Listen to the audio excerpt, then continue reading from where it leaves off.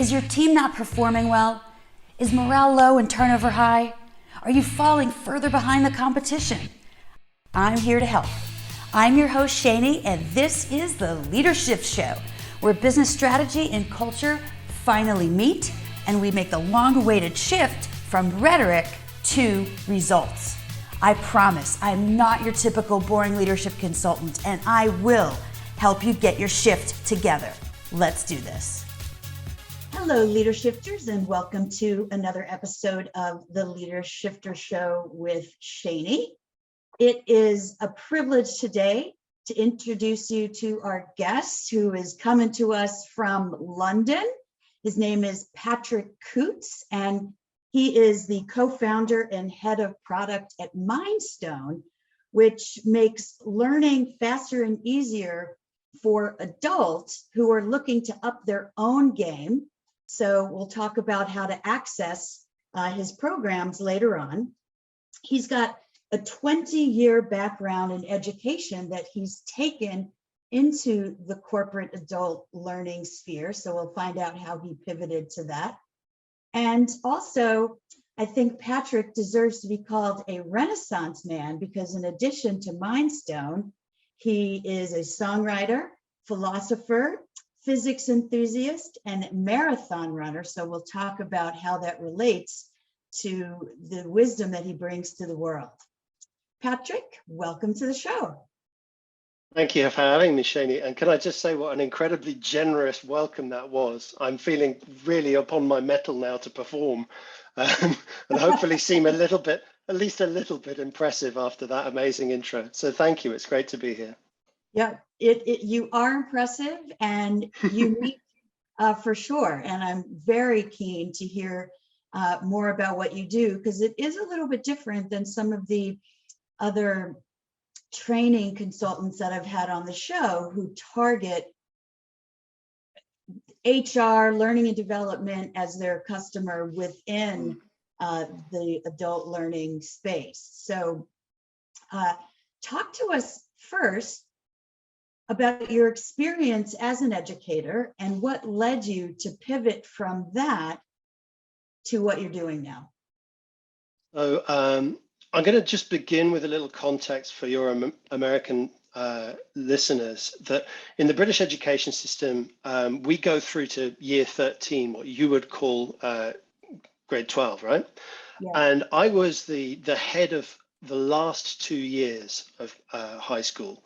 So I was in charge of what you'd call K11 and 12. And my job was preparing people for adult life and for the most part for university. And during my career, I became increasingly conscious of the fact that our education system wasn't preparing people very well for university and even worse for adult life. And also that the university experience wasn't preparing them for the workplace either. So I was aware of the fact that we have this system that was created hundreds of years ago in a totally different economic, social, cultural landscape to serve completely different aims. And it's just no longer fit for purpose. And everybody knows this, of course, but the question is what to do about it. Yeah, I'll interject and say we could say the exact same thing about the American education system. Oh, absolutely, absolutely. So I had this frustration that the work that I was doing, although I was judged by the government inspectorate to be an outstanding leader and my school was judged to be outstanding, there was nevertheless this disconnect between my values and my mission as an educator to help people to flourish and to thrive, and the job I was being asked to perform, which felt at times like I was feeding people into a kind of a meat grinder. And the product that came out of the other end was not serving the humanity of the people being fed into the machine, and also not serving the industries, the employers that were going to be accepting them after that. So it was my good fortune, round about the point where this concern was coming to a head, to run into an entrepreneur and serial startup founder called Joshua, who is now my chief exec. And we got into a conversation about his ambitions. He was just wrapping up his exit from his third startup at the time, a company called Super Awesome, which did Internet Safety for Kids, which was just at the time being acquired by Epic Games. And he wanted to do something in the education and learning space. And what got me super excited was the fact that he wasn't looking at it through the lens of the existing landscape. He wasn't looking at it through the lens of employers or the existing education gatekeepers. He was looking at it from the perspective of starting with the learner.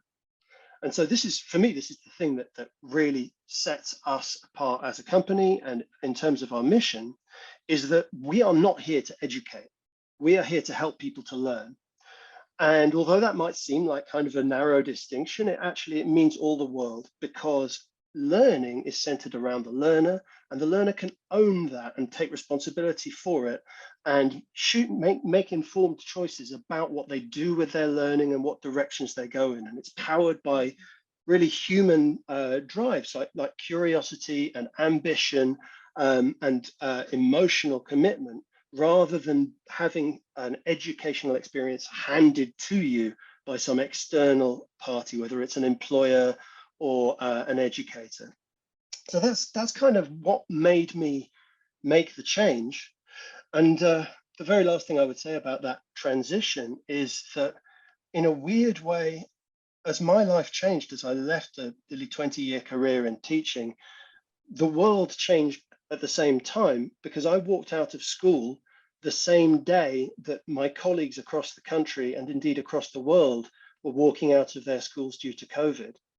And so it seemed like an absolutely magical opportunity to rethink how we look at learning in the context of the global pandemic. Just one tiny little fact, which I find absolutely mind-blowing, and I'm going to share here with you now because I don't want to forget it later, is that studies done in the US actually during the pandemic showed that typically a high school student could do all of the learning that they needed to do in a typical school day in 90 minutes. And so what that meant was the rest of the school day was not primarily about learning. It was about other socioeconomic forces like freeing up parents to work. It's essentially babysitting. Maybe there's some socialization going on there. Maybe there's some team spirit being built. But I think that's as stark a signal as you could hope to see that the way that we have done things in the past is not the way that we want to do things in the future. So that's a little bit about my story and what prompted me to make the change. Wow, that is eye-opening to hear that children can do all of the work in a typical school day in 90 minutes. Does that include listening to the lectures? Well, okay. On the subject of lectures, again, I have to share something with you that I'm ashamed to admit I had been teaching 15 years before I realized this. The word lecture, of course, comes from the Latin to read, and it originates in the medieval period when there was a scarcity of books, and the most efficient means of communicating content to a group of people, given that scarcity of books, was to have one person who could read stand in front of a group of people who could not and read aloud to them. Books were too expensive to do it any other way. This is an absolutely terrible way of educating, and yet it's still the way we do it in our universities. And if we're honest, many of our businesses too. You know, you walk into an all hands and the chief exec stands up and talks at you for 15 minutes. How much of that time is spent profitably engaged with the content and really thinking hard about it and learning from it is probably very restricted. So to circle back to your original point about that 90 minutes, does that include the time the teacher spent lecturing? I would ask you, well, how much of that time that the teacher spent lecturing was anyone really listening? Especially from a Zoom call. Yeah, absolutely. That's why you've got me with the camera on right now, so you can tell I'm actually paying attention. Right. It's so true. Wow. And thank you for that history lesson. I had no idea that's what that came from. And you're right. So that isn't just hundreds of years old. That's thousands of years old if it's dating back to the Latin era. Absolutely. Yeah. Wow. You know, it's funny. My mom was a teacher for years, and one of the reasons her students loved her so much was that she didn't lecture very much. she created an immersive, interactive experience for the kids where they actually learned. And, so I've had that as a best practice in my life for years. And now that I do consulting and coaching, and when I'm working with leaders or teams on presentation skills, I don't teach, we touch a little bit on like eye contact and body language and facial expressions and all that stuff, but that's the easy stuff. I teach them how to facilitate something that they're presenting, because otherwise it's going to go in one ear and out the other, if it even went in one ear. Absolutely. Now, when you or I were kids, probably the most exciting thing that you could do if you were being naughty at the back of the class was pass around a piece of paper where you were writing notes to your friends. But you've got to remember that kids today have got supercomputers in their pockets. And to imagine that they're going to find like the most interesting thing that mankind has yet invented is not going to be more interesting than the voice at the front of the room. It's really very naive. So you've got to create not just interesting experiences, but real challenges where it would be impossible to proceed without giving your full attention to the task at hand. And that's always got to be the goal, is ensuring that people are actively engaged, that you're having an aesthetic rather than an anesthetic experience. Yes, I love that. Okay, so how do you and your partner in Mindstone take those concepts and build your programs that learners can access, and where can they access them? Okay, so I guess this is the part of the show where I give a little plug to my company, Mindstone. You can find us at www.mindstone.com. Very easy to find. And I'll talk to you just a little bit about the goal of the company, our mission. But let's just start first of all with what Mindstone is today. We're a new startup. We've only been around since COVID, so we started in 2020. And right now, Mindstone is a platform to help people that we call work athletes, people who are passionate about their work and their productivity, and who, like an athlete, train to optimize their performance. So these are people who are consciously making the endeavor to perform better each day, to extract more value out of their day. And the biggest challenge these people face, unsurprisingly, is time. Right? There's just not enough minutes of the day for most successful people to get value out of their day. Sure. So what Mindstone does is it allows you to take all of the content that you encounter online, whether it's podcasts or blog posts or YouTube videos or academic papers and PDF format or email newsletters or images, basically anything at all that you encounter online. You can put it into Mindstone, and then you can treat it with the same set of scientifically validated learning tools, including highlighters, flashcards, interleaving, spaced repetition. And these tools allow you to get more value out of it. But actually, the first point of value is just the fact of being able to treat all of those different kinds of content with the same kind of rigor, rather than having different content in different places that you can't really draw it all together and draw out the insights. So that's what Mindstone allows you to do today, free of charge. It's available both as a web app and a mobile app, and we are building out our community of learners. Now, the ambition in the future, as we continue to develop, is to make Mindstone the platform that unlocks the power of informal learning and allows you to signal that to your employers, both for that promotion or to get that new job. Because currently it's extremely hard to show anyone that you're a great learner. It was just shared with me earlier today, actually, a guy from Harvard talking about how 85% of what makes somebody successful in their work is to do with their attitude and their effectiveness as a learner. And only 15% of it is to do with what they already know.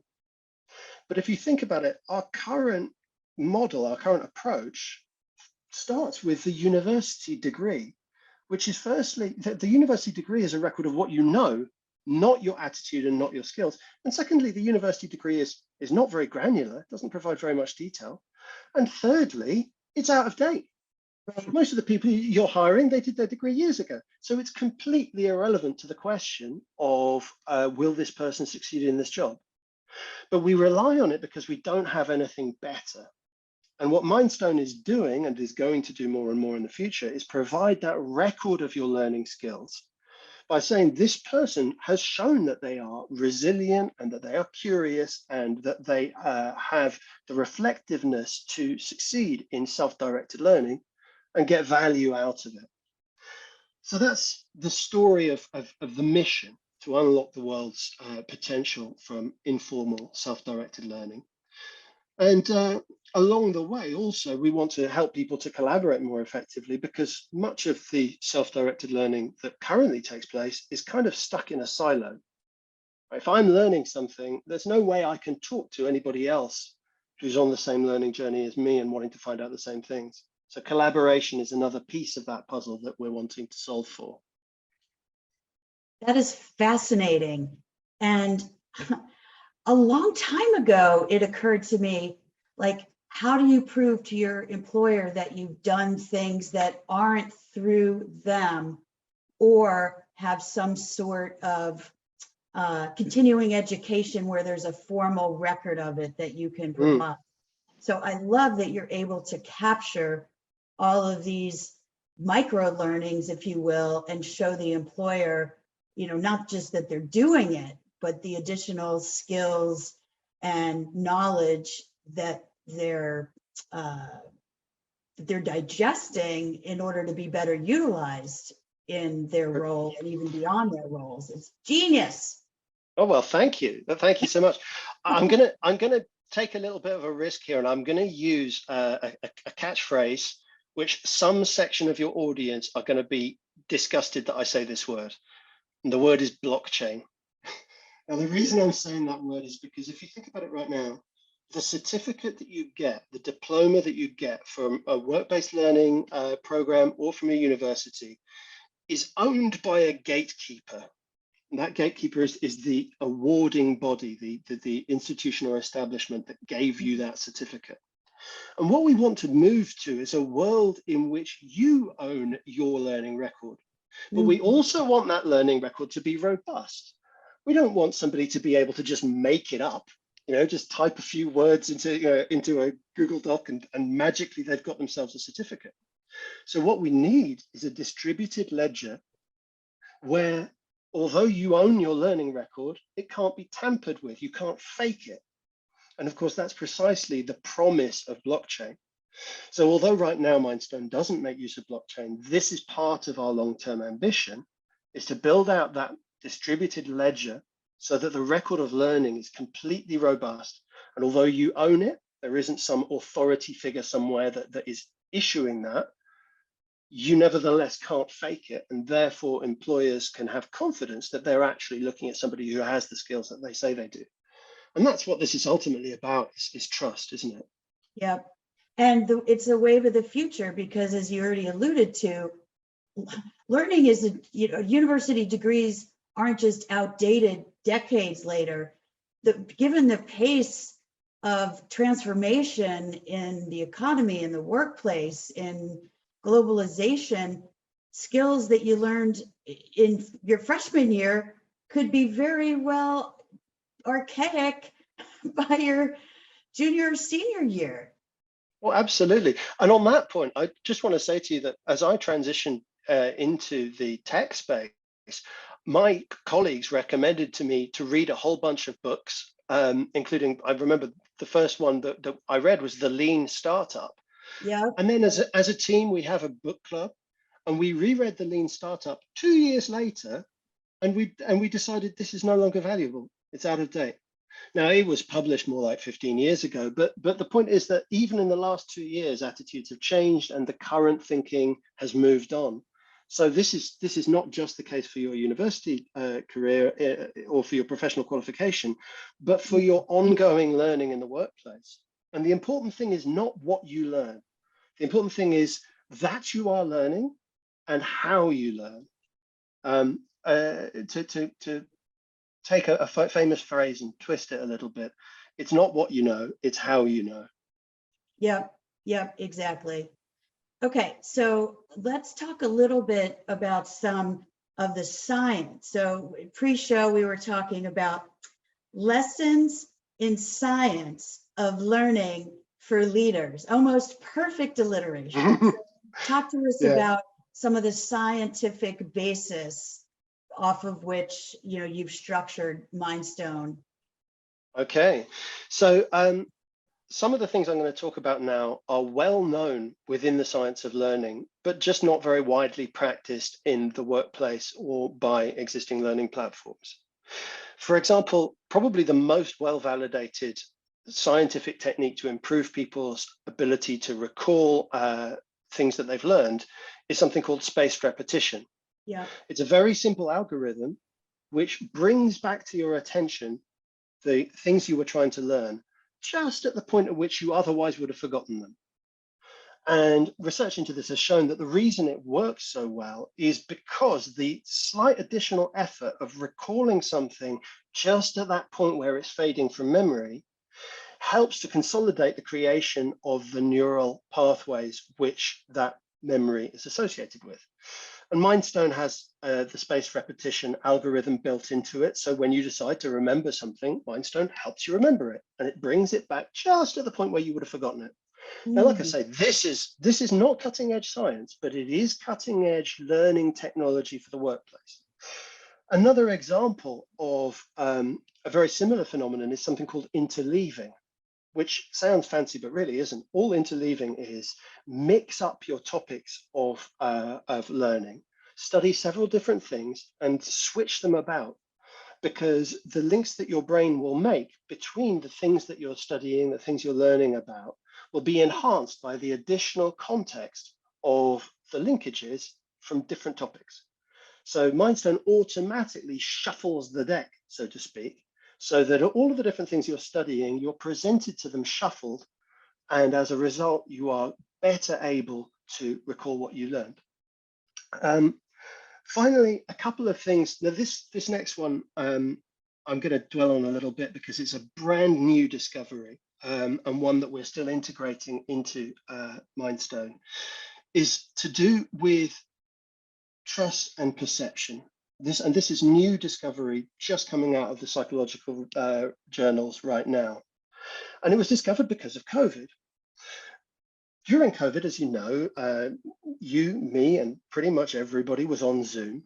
And we had a glimpse into the lives of the people that we were Zooming with. Just a little while ago, you introduced me to your cat, for example, who was there on your desk with you. And behind me, you can see the guitars on the wall there and a chart on the wall behind my other shoulder. This glimpse into my life gives the impression that you know more about me than you perhaps do. Yeah. But there's something fascinating which we didn't know until the scientific research just in the last year or so, which is it works both ways. The more I know you know about me, the more I will think I know about you, and vice versa. And this is probably due to human evolution, that historically, in the history of our species, it was impossible to know a lot about someone without them knowing a lot about you. Now, the application of this for leaders is extremely powerful. The more you let your colleagues into your life, the more you let them see the environment in which you work, the more they will feel that you know them. And the more they will feel they have to be honest with you and open with you, because you know them as well as they feel they know you, because they've looked over your shoulder and they can see the things on your shelf and they feel like they have a personal connection to your life. So in short, the result of this finding is make it personal. As a leader, the more you make it personal, the more you come across as a human being and bring your whole self to work, the more you will be seen as a human. But the really exciting bit is the more your colleagues will feel that you are connecting with them. And that two-way street of open dialogue is one of the most powerful things that we can do as leaders. And it's something which everybody, no matter what your professional role, can do to help enhance those relationships. So right now, I'm going to be blunt. Right now, I'm looking at a backdrop which tells me nothing about who you are. But before we got on the call, I saw your actual background, and I noticed that the armchair sitting behind you was an armchair designed by Eames, great 20th Yes, century designer. And there we so I go. thought to myself, aha, it's an Eames chair. I've got one of those. I feel like I know Shani now. I've got one of those chairs down in my lounge. So that's exactly what I'm talking about. And thank you for sharing that background because it Yep, makes I you more just took human. off the fake Zoom background and you could see my, I mean, I wouldn't say it's messy office, but crowded office. Yes, I have my Eames chair behind me. And you can also see I am a devoted University of Miami Hurricanes fan. I'm not only an alumni, but I'm one of their biggest cheerleaders. You can see my file cabinet with all sorts of, I don't know if you can see it, aromatherapy. See, we're learning so much about you here. And for the at the price of the professionalism that you can put on show if you so choose, you can let people into your life in a way that actually is authentic and builds trust. So I think that's a powerful lesson for all of us. I love that. And I'm going to heed that advice from now on. So I do have some clients, especially executive coaching clients, who would push back on that Mm-hmm. in terms of my personal life's my personal life. I don't want people to know anything about me. I just want to keep work at work. Mm-hmm. What do you say to those people? Well, first of all, having boundaries is healthy and a sign of some self-respect and some self-care. But it's probably worth digging into what exactly that person means where they said, I want to keep work and my personal life separate. Because you can bring your whole self to work without bringing your personal life to work. You can be authentically yourself while still curating what parts of yourself you bring to the fore. And so I don't want to suggest that it's as black and white as either you turn off your Zoom background or you turn it on, and there endeth the discussion. It's Mhm. rather the case of ask yourself, am I being authentic? And if I am not being authentic, how can I expect my colleagues or the people with whom I consult to bring their whole selves to play? And moreover, and this again, I repeat myself, but I think it's a point worth repeating. If I bring my whole self and I present authentically, then the people to whom I am talking will feel that I know them better as well. And therefore, I will do a better job as a consultant. This is about building authentic relationships. And the consultant who doesn't care about building authentic relationships is probably not in the right career. Great. Love that answer. Okay. So you alluded just a minute ago to the guitars behind one of your shoulders. So Oh, yeah. let's talk about your interest in lots of different things besides Mm. learning. The guitar playing and songwriting, marathon running, physics, these things. And I know pre-show you said, well, it's not like I'm professional at any of them. But what you did say is there is a relationship between having those passions and your performance at work. So why don't you opine on that? Oh, absolutely. Okay, now I'm going to begin with the easy one, right? I have run 4 marathons in my life, but this year I've set myself a very different goal. I'm aiming to run 20 miles a week. So I'm running 1,000 miles this year, which Wow. sounds like a big number, right? But it's only 4 miles a day, for 5 days a week. It's totally doable. But the important part of it is the creation of habits and breaking down those habits into manageable chunks and Mhm. creating patterns and habits in my day which allow me to not have to think very hard about the choices that I'm making. So I go out for a run first thing in the morning because I don't have to think. I'm barely awake at that moment as I pull on my running shoes and I'm out of the door before I've had time to think, oh, it's raining, I don't really want to go. It's too late, I'm already out, I've started. And once I've started, well, it's almost done. So that is a very, very powerful starting point for the building of habits in other parts of your life. Mm. If you anchor a new behavior that you want to turn into a habit in an existing habit that you don't have to make a huge effort to engage with, then that makes it much, much easier to establish the new habit. So the way that I get through my audiobooks for my work book club is I simply listen to audiobooks while I'm running, and I don't need to do any additional effort whatsoever because it's part of the established habit. And so this is a powerful technique for building your productivity by anchoring new habits in old ones. But there's something more I want to say about running, which is the physical activity of engaging in exercise is extremely good for your mental health. This is not up for debate. This is a proven fact. 100%. And it's also very, very good for entering into almost a meditative state in which you're not really thinking hard about any particular thing, but the mind is ticking away in the background while you are attending to being in your body and feeling the breeze as you jog and the ground beneath your feet. And that opportunity to switch off the conscious processes and allow the unconscious processes to kick in is a very, very powerful way of improving your productivity and also getting to solutions that you otherwise might not have thought about. And I know for a fact that this works because when I take a break, I come back not only refreshed, but also very often with an idea of how to proceed. Now, I don't want to make it sound like I'm somebody who always gets things right. In fact, my strength as a learner lies in the fact that I'm very keen to find out that I'm wrong. And when I do find out that I'm wrong, to stop being wrong. That's one of my biggest goals, is to find out I'm wrong. Get excited about finding out that you're wrong because that gives you a chance to stop. And so many people will do anything to avoid finding out that they're wrong. And of course, that's holding them back.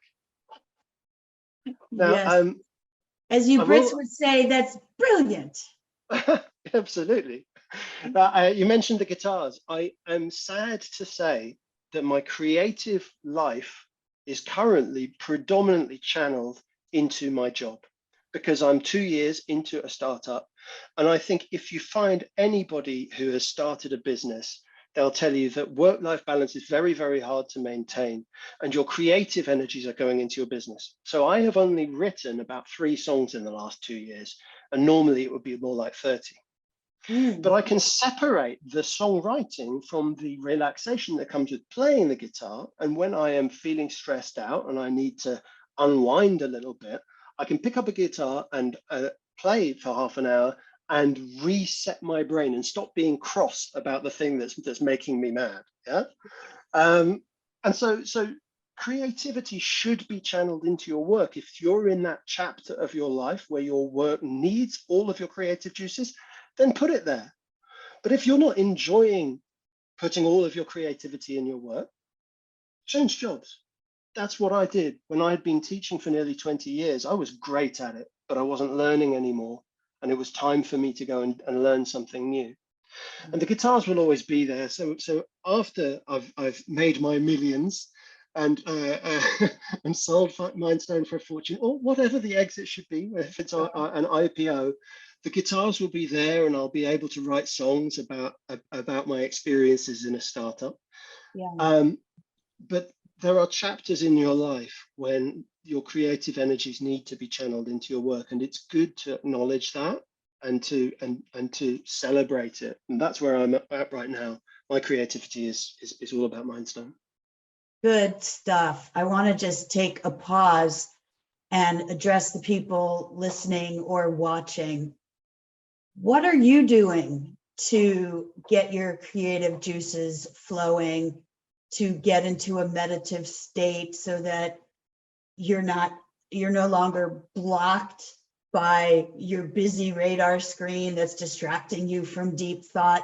What are you doing to take care of yourself and get a little bit of rest outside of work? I work with too many of you who prioritize that at the bottom of your life, quite frankly. So I think this is excellent advice.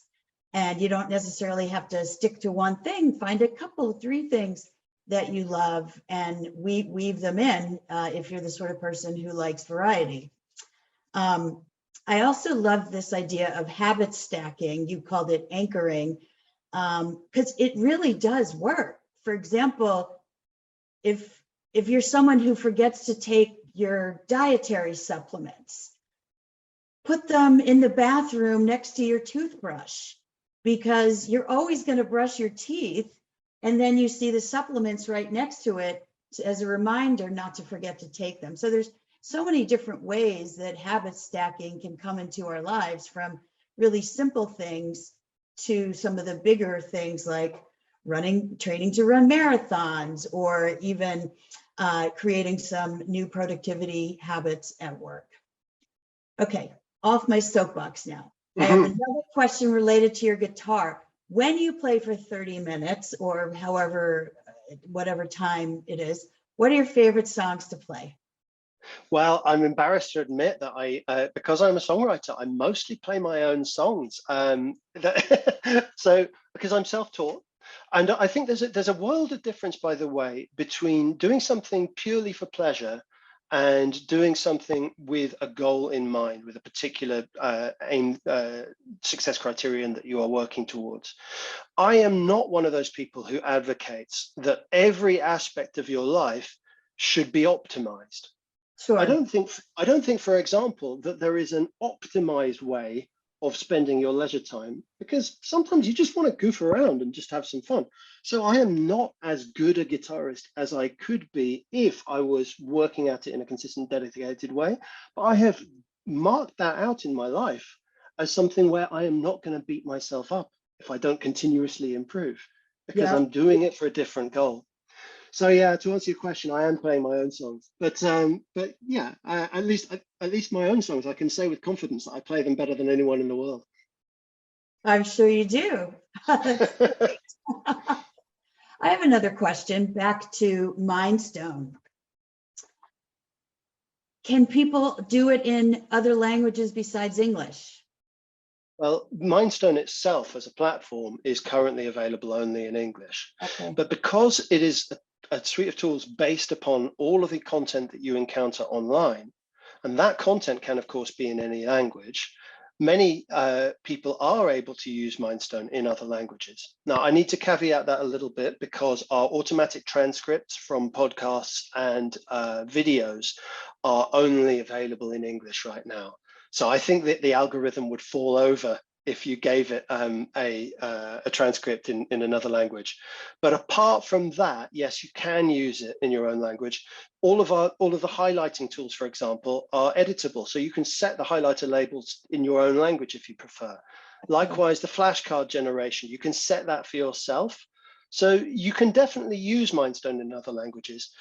It's also the case that we've had people using Mindstone for purposes that we never imagined. A year ago, we had somebody suddenly started uploading huge numbers of Japanese resources, and we were like, "Are you?" We contacted the user. We said, "Are you Japanese?" And they said, "No, I'm learning Japanese. I'm finding it really useful for annotating the words that I don't know in these newspaper articles.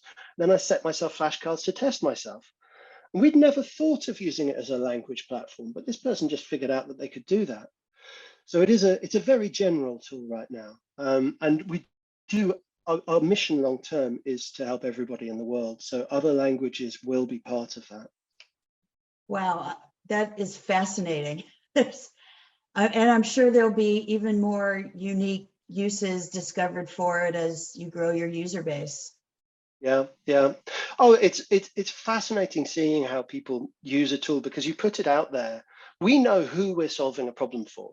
Yeah, we're solving a problem for work athletes, people in the workplace who've got too much content and they want to get value out of it and get on top of their online lives. But we can't stop people with completely different use cases from coming on the platform and having a go. I was talking on customer support with a Turkish student who was using it for writing notes on their favorite song lyrics. They were uploading videos from YouTube and taking notes on their favorite songs. And of course, my attitude to that is that's wonderful. You found a way of using Mindstone for your recreational learning. It's not what we built it for, but it's fun that people are doing that. And it's a sign that we've built a really powerful tool. You can use it in a lot of different ways. Right. For any kind of content curation that you want Yep. to personalize. Yeah, that's great.